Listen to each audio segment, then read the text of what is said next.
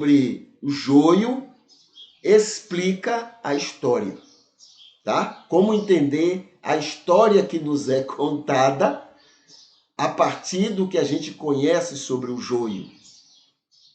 Percebe? Muita coisa. Lembra da história do descobrimento do Brasil?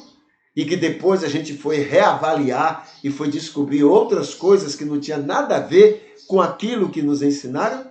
Muito bem. É o que acontece quando a gente analisa a história do cristianismo pelo que a gente conhece do joio. Ok? Muito bem. Então tá aqui, o joio explica. A gente vem aqui, olha, para agora a Idade Média, tá? A Idade Média. Deixa eu tirar aqui essa explosão, convidando as pessoas para se inscreverem, e a gente vem aqui para a Idade Média. Então diz aqui, o joio cristão, né? O joio, aí sim, o católico, dentro do cristianismo, o joio católico perseguiu na liderança católica. Então, o joio, ele lidera o cristianismo em qualquer religião de duas maneiras. Ou na própria liderança, sendo líder, ou ele influenciando, forçando, pressionando o líder a fazer com que atenda a ele, e não a Deus, mas a ele, e ao que ele acha que é correto. Entendeu? O joio trabalha de uma dessas duas maneiras. Então, o joio católico perseguiu, e muitas vezes porque esteve na liderança do catolicismo, né? Então, veja, ele perseguiu o joio anabatista e o trigo também. O trigo anabatista, mas o que forçou o joio católico a agir foi o joio anabatista. O catolicismo não perseguiu o anabatista só porque era anabatista. Ele perseguiu por causa do comportamento do joio anabatista, o comportamento violento, grosseiro, intolerante do joio anabatista. Certo? Também perseguiu o joio de outras religiões.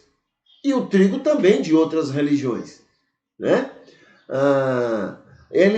O joio católico perseguiu reis e reinos na Idade Média, cristãos na Europa, tá bom? Perseguiu o que mais? Perseguiu cientistas, políticos, filósofos, artistas e etc. Sempre com o argumento de que eles não eram coerentes com o ensino de Jesus. Então Jesus serviu também para essa perseguição, né? Eles usaram Jesus para fazer o que Jesus ensinou ao contrário. Eles também perseguiram usando, manipulando o nome de Jesus. Na Santa Inquisição, na venda de indulgências, nas cruzadas contra os muçulmanos. Isso na Idade Média. Cristãos.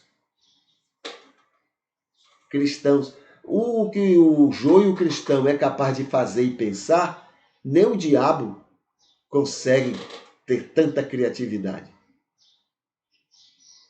Eles assustam o diabo. O trigo católico sofreu também.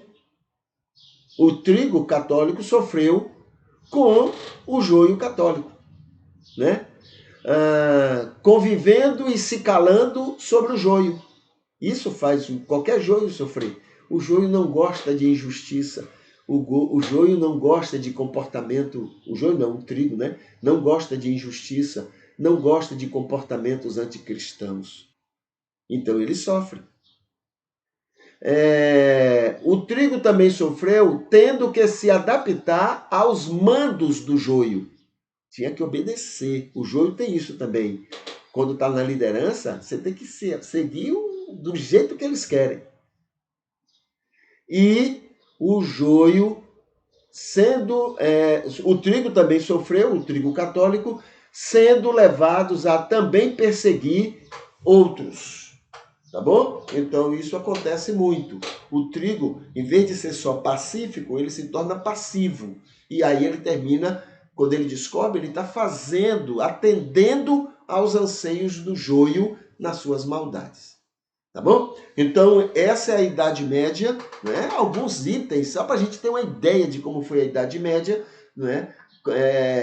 Fazendo com que a gente entenda que o joio, né, é capaz de fazer o cristianismo se comportar como a pior religião do mundo, a mais perigosa, a mais matadora de gente.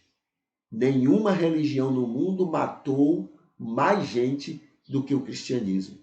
O cristianismo matou diretamente e indiretamente. Indiretamente, quando ela apoia o capitalismo, né? O capitalismo todos os dias no mundo mata mais de 100 mil pessoas.